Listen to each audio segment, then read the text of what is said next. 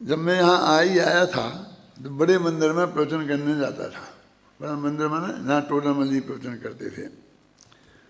तो एक दिन मैं वहाँ से लौट के आया और इस मंदिर में गया दर्शन करने नीचे वाले में, तो हाँ आदर्श नगर के दो भाई बैठे थे और उनमें आपस में झगड़ा हो गया था। किस बात पर? कि ये जो भोजन करता है, खाता है ना खाना, ये जीव खाता है कि शरीर मैंने पुद्गल खाता है।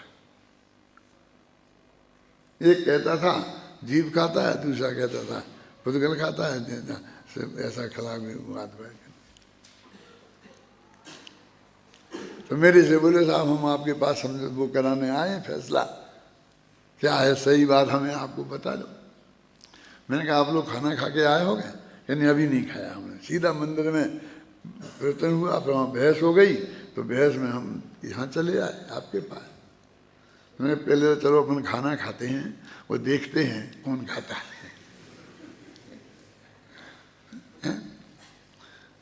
मैंने उन्हें समझाने की कोशिश की कि तुम दो कामों को एक काम मान रहे हो, इसलिए झगड़ा है। यहाँ दो काम हो रहे हैं, एक तो वो थाली का माल पेट में जाना, ये पुद्गल का क्षेत्र से क्षेत्रांतर होना, और एक तुम्हारे अंदर में भूख का भाव होना, अंदर में भाव होना और खाने की इच्छा होना। दो काम हैं और तुम दोनों को मिलकर एक मान रहे हो,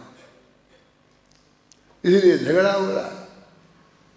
अब इतने कह दो कि वो क्या, ज्ञान भाव ज्ञानी करे अज्ञानी अज्ञान, और द्रव्य कर्म पुद्गल करे नहीं निश्चय परवान, ये बनारसी दास ने लिखा है। तो ऐसा ही करो कि ये जो भाव खाने का भाव तो जीव कर रहा है, और खाने की क्रिया पुद्गल की पुद्गल में हो रही है। ये भी आज समझना बहुत आसान नहीं है। वो थाली का माल हमने यहाँ नहीं मुँह में डाला नहीं है, चबाया नहीं है और चला गया है, ऐसा कोई नहीं मानता। सब मानते हैं कि हमने किया पूरा प्रयत्न, है ना। ऐसा उठ के खाको और ऐसा चला गया है, लेकिन वो जड़ की क्रिया जड़ में हुई। ये सिद्धांत है ना, जड़ की क्रिया करता जीव नहीं है, जीव उस राग का करता है।